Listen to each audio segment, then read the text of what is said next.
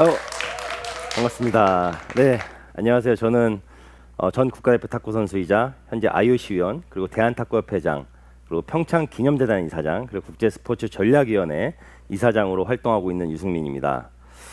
여러분, 제가 지금 이렇게 보이기에는 굉장히 뭐랄까 푸근해 보이고 이렇게 하는데, 선수 시절에 제 별명이 뭔지 혹시 아세요? 모르시죠? 사람들이 저한테 독사라고 불렀습니다. 왜냐하면 정말 제가 이루고자 하는 목표, 그리고 하고 싶은 일에 물불 안 가리고 무아지경에 빠져서 도전하고 이뤄내고 남들보다 극한의 노력을 해서 여태까지 지내왔습니다. 제가 어렸을 때부터 우리 스승님이 항상 강조하셨던 원모 정신이라는 게 있어요. 탁구가 여러분들 아시겠지만 저는 25년을 정말 이 승부의 세계에서 치열하게 살아왔는데요.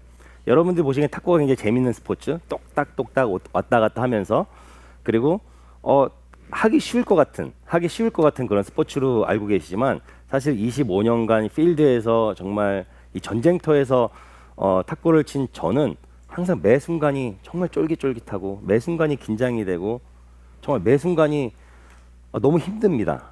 극복해내기가. 근데 탁구가 더 매력적이고 저희 선수들한테는 힘든 건 뭐냐면 다 한 포인트로 승부가 갈린다라는 거예요.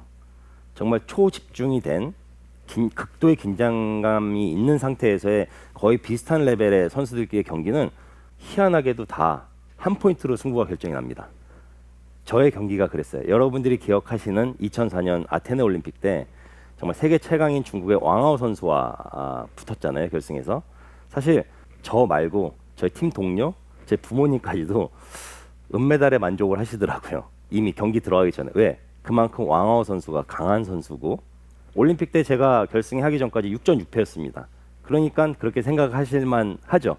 근데 저는 이 한 포인트를 극복하기 위해서 정말 많은 노력을 했습니다. 특히 왕하오 선수가 이 구사하는 이면 타법이라는 타법이 있는데, 짧게 설명을 드리면 탁구는 이 한 면만 쓰는 페놀더 그립, 제가 이제 그런 페놀더 전형이고요.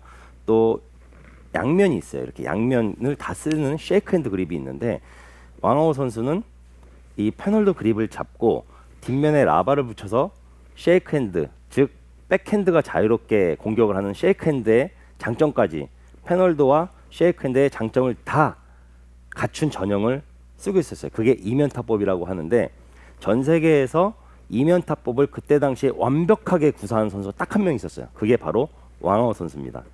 그래서 저는 왕하오 선수 외에는 연습을 할 수가 없잖아요. 왕하오 선수 많이 구사를 하고 있는 기술이니까. 그래서 김택수 그때 당시 코치님과 이 이면타법 구질을 연구하기 위해서 하루에 수천 번 수만 번씩 공을 계속 때렸습니다. 그랬더니 저는 자신감이 올라오고, 이 왕하오 선수랑 딱 결승에서 붙었을 때 이미 저는 자신이 있었던 게 뭐냐면, 이미 익숙한 거예요. 그 기술 자체가. 왜? 하루에 여러분들 생각 한번 해보세요. 수천 번 수만 번 같은 거를 반복을 하다 보면 되게 익숙하거든요. 상대적으로 왕하오 선수는 뭐가 있냐? 원래 6전 6패 하는 동안에는 제가 이 왕하오 선수의 이면타법 기술에 굉장히 당황하고 흔들리고 했는데, 초반부터 제가 거세게 밀어붙이니까 거기서 심리적으로 흔들리고 기술적으로 흔들리고, 그래서 제가 이길 수 있었던 겁니다. 근데 여러분들, 제가 그렇게 완벽하게 준비를 했다고 해도 그 세트마다 포인트를 보면요, 첫 세트를 제외하고 전부 다 11대고 11대고 13대 11, 11대고 11대고 전부 다 한 포인트로 결정이 났습니다. 그게 바로 탁구의 묘미고, 제가 여태까지 강조하는 원 포인트에 그리고 원모에 정말 부합하는 그런 결과물인 것 같아요. 근데 이게 비단 탁구 이야기뿐만 아닌 것 같습니다. 왜냐하면 제가 탁구를 은퇴하고 이렇게 다양한 역할을 하다 보니까 많은 분들을 만나게 되는데요. 특히 취업준비생 같은 분들, 또 학생들, 어떤 목표를 갖고 도전하는 분들의 이야기를 들어보면 다 한 끗 차이로 떨어졌다고 그래요. 예, 정말 이만큼 차이가 나서 실패, 이만큼 차이 나서 성공이 아닌, 정말 비슷한데 정말 다들 잘 준비를 하고 있는데 한 끗 차이로 떨어진 경우를 굉장히 많이 봤고, 한 끗 차이로 성공한 경우를 굉장히 많이 봤습니다. 사실 금메달을 딴 이후에도 저의 도전은 계속 됐습니다. 정말 이 한 포인트 차이를 또 더 극복하기 위해서 중국 본토에 제가 들어가게 됩니다. 네, 중국은 여러분들 아시겠지만 우리나라 인구 수만큼의 탁구 인구를 보유한 정말 탁구 강국입니다. 우리나라 탁구 인구 몇 명인지 혹시 아세요? 전문 체육, 초등학교, 중학교, 고등학교, 대학교, 실업 선수까지 이 선수 등록된 선수 수가 1,396명입니다. 1,396명으로 정말 2천만, 3천만, 5천만에 되는 대군을 이기려면 그 현장으로 들어갈 수밖에 없었습니다. 제가 끝나고 인터뷰를 한 게 있어요. 내가 비록 이 자리에서 금메달을 땄지만 나는 최고가 아니라고 생각한다. 항상 세계 최강은 중국이다. 그래서 지금 끝나자마자 나는 바로 준비를 해야 된다라고 인터뷰를 한 적이 있거든요. 그래서 제가 그 중국 사천성에 있는 청두 그 프로팀에 가서 2년간 탁구 리그 용병으로 뛰면서 많은 귀한 경험을 하게 됩니다. 정말 선수들뿐만이 아니고요. 그냥 길 가다가 공원에서 탁구 치시는 분들도 너무 탁구를 잘 치는 거예요. 그래서 그때 나온 말이 중국은 라켓만 잡고 있으면 잘 친다. 그래서 긴장을 해야 된다라고 얘기를 하는데 그러다 보니까 그런 많은 인프라를 겪고 더 많은 경험담을 공유하고 싶다라고 해서 새롭게 제가 도전한 게 바로 IOC 선수위원입니다. 그 IOC 위원이 정원이 115명인데요. 4개 쿼터가 있습니다. 개인 쿼터, 그리고 NOC 쿼터, 그 국제연맹 쿼터, 그리고 선수 쿼터가 있는데 선수위원만 선출직입니다. 선수위원만 선수들이 직접 뽑아요.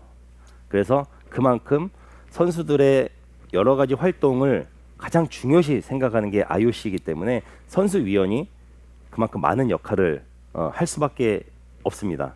근데 선수위원 되기 전부터 저는 안 된다라는 편견에 부딪혀야 됐어요. 왜냐? 그 24명, 23명의 후보자들 중에 가장 인지도가 낮고 그리고 탁구라는 종목이 많은 선수 수를 보유하고 있지 않기 때문이다. 이게 선수들이 투표를 하다 보니까 저희 종목이면 저를 또 뽑아줄 수 있는 확률이 높잖아요. 근데 그런 평가를 받았습니다. 근데 저는 당선될 거라고 생각을 했어요. 자신감이 있었습니다. 왜냐? 간절함이 있었고 또 이 한 표를 더 얻기 위해서 정말 제가 또 전략적으로 준비를 했거든요. 여기 오늘 아직 일러서 선수들은 많이 안 와가지고 오늘은 탐색전이 될 것 같아요. 이 IOC 그 캔디데이트 배지가 있어요. 그 배지를 부착하고 그리고 유인물을 받아서 이제 본격적인 선거 활동을 시작할 겁니다. 아무튼 많이 응원해 주세요. 화이팅! 정말 리우 갔는데 땡볕 치였어요. 그리고 불특정 다수, 그러니까 즉 1,500명의 선수들을 대상으로 선거를 하는데 막막하더라고요. 선거를 해본 적도 없고 맨날 탁구만 치고 금메달리스트 어디 가면은 누가 픽업 나와서 대접만 해주다가 그러면서 제가 진짜 스승님한테 배웠던 원모 정신을 통해서 한 명이라도 더 만나고 한 명이라도 더 만나고 진짜 너무 지쳐서 이제는 그만 들어가야지 하다가도 누가 보이면 또 저도 모르게 가서 나 투표 좀 해줄 수 있겠니? 나는 이런 사람이야 라고 한 거예요. 근데 우리 스님이 강조한 게 있어요. 왜 원모어냐? 주어진 시간이 다 끝났어요. 60분을 연습을 하면 야 1분 더 해.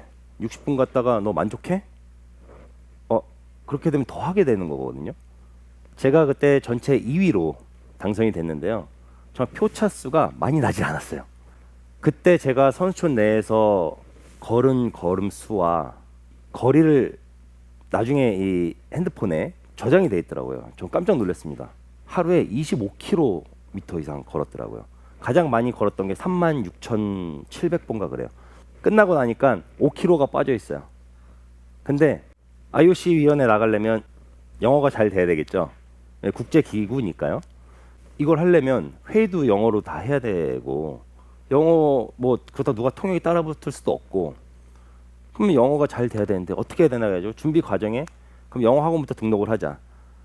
그때까지도 그래도 얼굴이 좀 알려지고 금메달 리스트인데 영어 학원에 간다는 것 자체가 조금 사실은 조금 발걸음이 떨어지지 않았어요. 근데 과외라든가 여러 경로도 있었지만 직접 내가 가야지만 이게 더 할 수 있는 환경이 주어진다라고 생각을 해서 강남역에 있는 그 모모 어학원에 4시간짜리 코스가 있더라고요. 인텐시브 코스가.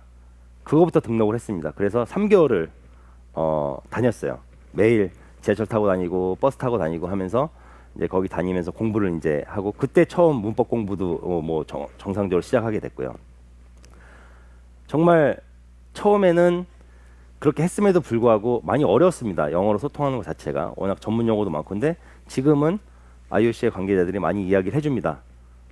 영어가 처음 왔을 때보다도 너무 자연스럽고 너무 대단하다. 이게 바로 간절함이 아닐까요? 근데 어떤 기적이 일어났냐? 그렇게 정말 발로 뛰고 선수랑 소통하려고 노력하고 하다 보니 거기에 저를 지지하는 외국에 모르는 다른 종목 선수들도 생기고요. 저를 자원봉사자 같은 사람으로 착각했던 분들도 이제는 제가 왜 이 일을 하는지 느꼈습니다. 총 8년의 임기 중에 벌써 6년을 지금 제가 하고 있는데요. 이제 임기가 2년 남았는데 정말 유종의 미를 거두고자 합니다. 2024년에 2월에 또 강원도에서 유스 올림픽이 있죠. 제 임기 중에 벌써 올림픽만 2번을 하는데 동계 올림픽만 2번 하는데 저한테는 개인적으로 굉장히 영광이고 많이 배울 수 있는 기회입니다. 또 2019년부터는 제가 어린 나이에 그때가 만 38세였으니까요.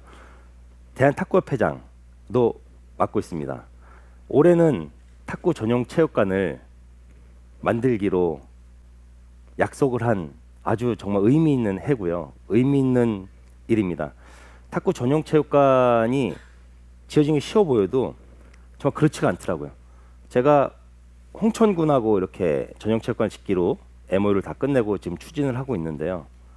제가 딱 홍천군 가서 체육관 합시다 라고 한 게 아니고 이미 4-5군데의 시도를 돌아다니면서 다 설명을 드리고 왜 탁구 전용 체육관이 필요한지 정말 탁구 전용 체육관 탁구인들의 염원이고 그러다 보니까 제가 간절함에 발로 뛰어다녔고 그게 이렇게 성공으로 또 이루어진 케이스죠. 제가 운영했던 탁구 클럽에 중국에 이제 탁구 클럽 회원들이 왔는데 제가 물어봤어요. 저희는 보통 한 탁구 클럽의 회원이 100명에서 200명, 작게는 50명 미만도 있고요. 근데 당신들 탁구 클럽 회원이 몇 명입니까? 그랬더니 3,000명 있다고 그러더라고요. 3,000명. 사이즈 자체, 숫자 자체가 틀려요. 정말 어렵다는 건 알지만 저의 간절함과 우리 선수들의 어떤 그 열정이 있으면 저는 충분히 금메달 딸 수 있을 거라고 생각을 합니다. 중국으로부터 배울 게 아직 많습니다. 다양한 인프라, 선수들의 기량, 그리고 운영하는 시스템까지 정말 배울 점은 많은 것 같습니다. 그게 탁구 강국으로서. 그래서 저는 중국과의 교류도 지속적으로 하고 있습니다. 특히 올해는 한중 수교 30주년이기도 합니다. 중국의 MZ세대들이 K스포츠에 관심이 아주 많다라고 하는데요. 저도 한중 문화 교류의 홍보대사로서 양국의 스포츠 교류를 주선해가지고 대한민국을 스포츠 외교 강국으로 만들고 싶습니다. 이미 경험이 있습니다. 중국에서 용병으로 탁구 선수 생활도 해봤고요. 그리고 얼마 전에는 또 베이징 동계올림픽도 다녀왔습니다. 여러분들 다 아시겠지만 2018년도 평창 동계올림픽 이후에 바로 열린 올림픽이 베이징 동계올림픽이기 때문에 우리나라에서 정말 성공적으로 개최된 올림픽 그리고 중국에서 코로나 시기지만 열렸던 동계올림픽이 다 연결이 돼 있고요. 함께 교류를 하는 게 굉장히 많이 있습니다. 특히 저는 제가 그 쓰촨성의 청두라는 곳을 마음의 고향같이 느끼는데요. 그쪽에 가면 저 친구들도 많고 근데 거기가 안타깝게도 지진이 한번 크게 나서 많은 분들이 어려워했던 적이 있습니다. 근데 저도 무언가를 희망을 전하고 싶어서 작게나마 이렇게 기부를 했는데 또 중국 탁구협회가 그걸 잊지 않고 저한테 고마움을 표시하면서 그 쓰촨성에 있는 그 주민들, 시민들이 희망을 갖기 위해서 희망 탁구 대회를 자선 탁구 대회를 개최하면서 또 제가 참여를 해가지고 거기서 또 교류도 하고 또 희망과 용기도 드렸던 경험이 있습니다. 한국과 중국이 모두 그 탁구 강국인 만큼 정말 교류를 통해서 양국이 발전의 모델을 만든다면 가능성 무한하다고 생각을 하고요. 특히 올해는 좋은 기회들이 몇 번 있습니다. 바로 항저우 아시안 게임이 올 9월에 있고요. 그리고 바로 항저우 아시안 게임 끝나자마자 세계 탁구 선수권 대회가 청두에서 있습니다. 제가 마음의 고향이라고 말씀드린 청두에서 있기 때문에 그런 경험들을 토대로 함께 교류를 하고 또 평창 올림픽과 베이징 올림픽의 성공 사례를 통해서 그 역할을 제가 양국 교류의 중심에서 한다면 그거만큼 뿌듯하고 양국이 발전되는 모델을 만들 수 있는 기회는 정말 없을 거라고 저는 생각을 합니다. 2024년에는 대한민국 부산에서 대한민국 최초로 세계 탁구 선수권 대회가 열립니다. 탁구 강국이지만 세계 탁구 선수권 대회는 중국이 7번, 일본이 8번, 저희는 처음입니다.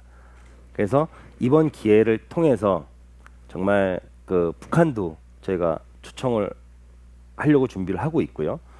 또 여러분 핑퐁 외교 아시겠지만 이 작은 공 하나가 양국의 진짜 이 브릿지 역할을 하면서 정말 세계 평화의 메시지를 주는 큰 역할을 했다라고 생각을 합니다. 여러분들도 다 꿈이 있으시죠? 그리고 중요한 도전을 항상 앞두고 계실 거라고 생각을 합니다. 매 순간이 도전이잖아요. 정말 이 원모 정신으로 모든 것을 도전을 하신다면 다 이루실 수 있을 거라고 감히 말씀드릴 수 있습니다. 결정적인 때 딱 한 포인트가 여러분들의 성공과 실패를 좌우하니까요. 원모 정신 한 포인트를 극복하는 여러분이 되셔서 꼭 승리하시길 응원하겠습니다. 감사합니다.